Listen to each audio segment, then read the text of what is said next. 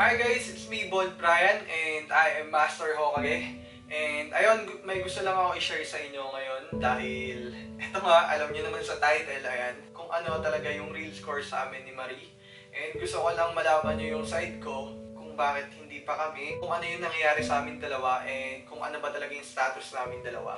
And gusto ko lang din maging open sa inyo kasi ayoko magsinungaling sa inyo. Ayoko naman iparamdam sa inyo yung ibang bagay. Gusto ko nararamdaman nyo din yung nararamdaman ko. Gusto ko maging open sa inyo. Kaya ginawa ko tong video na to hindi para lang sa akin, hindi lang para kay Marie, kundi para sa inyo, kundi para i-open yung totoong sitwasyon namin. Para malaman nyo ang totoong sitwasyon namin, panoorin nyo itong video na to. Sa buhay natin, may isang taong darating. Yung hindi mo inaasahan. Yung taong magpapasaya sa'yo. Yung taong magpapalimot sa'yo ng mundo mong malungkot. Pero minsan, yung taong yun din yung makakasakit sa'yo.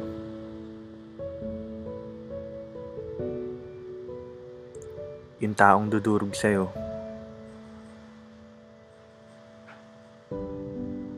Alam ko na gusto niyong malaman kung bakit hindi kami okay.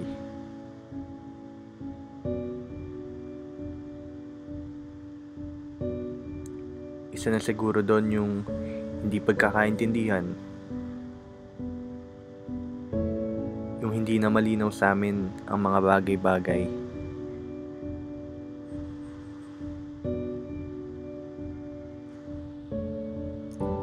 Pero kahit ganun, hindi pa rin kami susuko. Sometimes, we fight. Pero ang importante, yung marunong kayong umintindi sa isa't isa. Yung nakikita nyo pa rin yung spark sa inyong dalawa. Na kahit hindi kayo magkaayos, babalik ka lang sa simula para maalala mo yung nasimulan nyo na. Minsan, kahit mahirap, laban lang. At ayun na nga guys, at least ngayon, naiparamdam ko sa inyo yung totoong nararamdaman ko and kung ano talaga yung status namin ni Marie. And masaya lang ako kasi alam mo yun, yung nailabas mo yung totoong damdamin mo. And dahil nga ngayon, dahil madami sa inyo ang nagre-request and nagtatanong kung paano nga ba ako nag-edit ng vlog ko, kung paano ko ba ginagawa ang mga vlog ko, kung paano ko pinaprocess. So ngayon tuturuan ko kayo, but before that, kasi ito talaga yung napaka-importante sa isang vlog. Una yung camera, syempre pipili ka ng isang maayos na camera. Bukod doon, dapat may maganda kang content. And pinakalas, ang pinaka-importante ay ang editor. Ayan, sobrang importante niyan guys kasi ako, sa iba napaka-complicated, napakahirap ng ibang editor na application. Yung tipong pag nakita mo pa lang, parang wait lang. Pero meron ako na-discover na gusto kong i-share sa inyo guys. At ayun, alam kong mapapadali sa inyo. At ito nga ang Filmora 9. Ayan, na-discover ko siya kasi napakadali lang niya and sobrang easy niya lang guys. Sobrang hindi siya complicated gamitin katulad ng dati kong editor kasi nahirapan ako kasi kung paano to gagawin. Parang napapatagal pa ako. So ngayon guys, tuturuan ko kayo kung paano mag-edit ng vlog. Kung paano ko in-edit ang vlog ko using Filmora 9. Hindi lang to guys pang vlog kasi maganda din siya pang edit ng mga music video, parang sa short film. Sobrang napaka-easy niya. So nood lang kayo para matuto kayo. First guys, you need to download Filmora 9 and nasa description box ang link para ma-download nyo. And it's free lang guys, so pwede nyo siyang i-download for Windows and for Mac. And pag na-download nyo na, install nyo lang and then open the application. And then pagka-open nyo, you just have to click the new project. And then, ayun na, ito lang yung interface niya. Sobrang napaka-easy lang and chill lang, madali lang siya sa mata. And para mag-import kayo, drag nyo lang yung files nyo sa load area. And then, pwede nyo na siyang i-drag sa layer para mapasok na siya dun sa video, no? And ngayon guys, para mag-cut kayo or mag-split ng video, you just need to click the split button or cut button. And ganun lang ka-easy guys. So pag magka-cut lang kayo, ganun lang siya kadali. And ngayon guys, kung gusto nyo edit ang mismong video, click nyo lang ang edit button or yung settings, and then lalabas na kayo doon. So pwede nyo siyang i-rotate, ma-edit nyo lahat ng file nyo. Like, stabilize nyo siya, pwede siyang gawin doon, and yung composition, pwede nyo siyang gawing darken. So parang nag-edit ka lang din sa mobile phone, and napaka-easy lang ng interface niya. Madami ka din pwedeng gawin sa Filmora 9, like green screen, kung magdi 3D ka, and yung background mo papalitan mo. And so yun, napaka-easy niya lang. And yung mga shadow, pwede mo siyang gawin.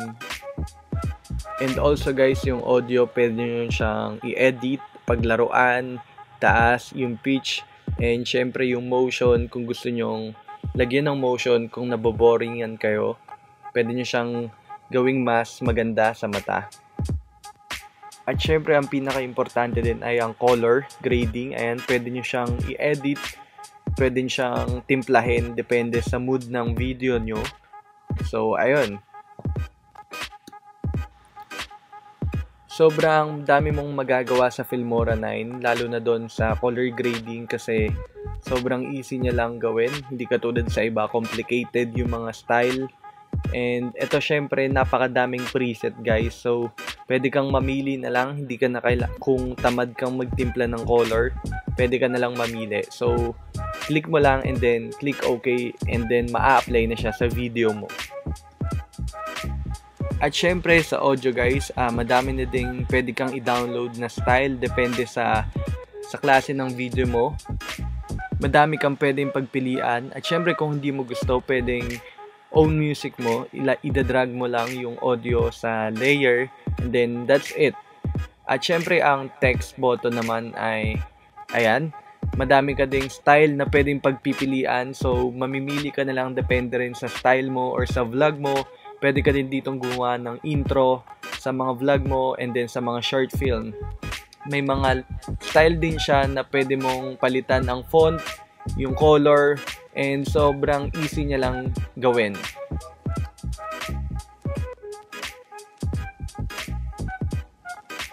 And also guys, one thing I like about Filmora 9, and napakadali niya lang sa mga transition, lalo na kapag montage ka, sobrang napakadaming pwede mong pagpilian sa transition sa editing mo.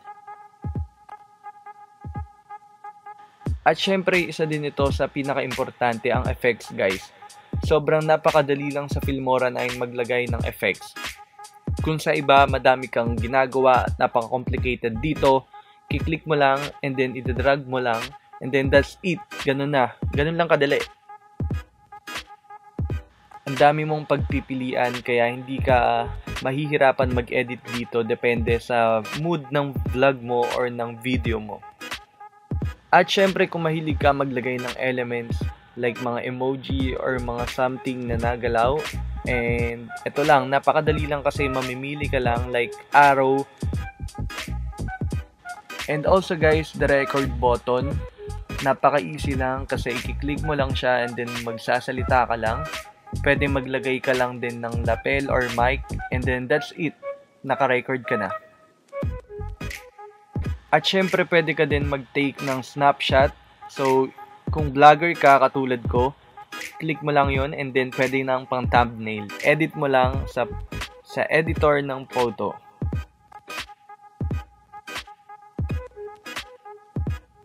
At syempre kung gusto mong i-review ang iyong video, pwede kang mag-play ng full screen para makita mo ng buo ang video mo habang ine-edit mo.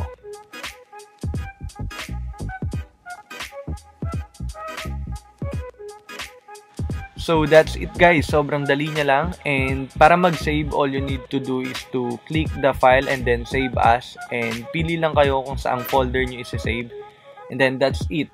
And kung gusto nyo naman na export, all you need to do is to log in and then create account using Wondershare. And then, ayun, pwede na kayong mag-download ng mga style, presets, and then elements. And I suggest guys to buy it unlimited para mas ma-maximize nyo ang mga effects and filters ng Filmora 9. So, para mag-export, pwede nyo siyang i-export diretso sa YouTube if you're a vlogger, or pwede rin sa Vimeo, and pwede rin sa device mo. Pipili ka lang ng settings and quality ng video mo. And that's it guys.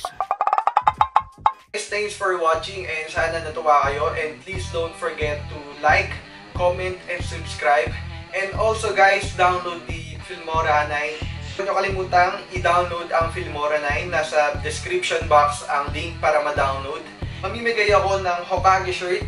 Comment down below with the hashtag Marian and hashtag Filmora 9. Thanks for watching and see you on my next vlog.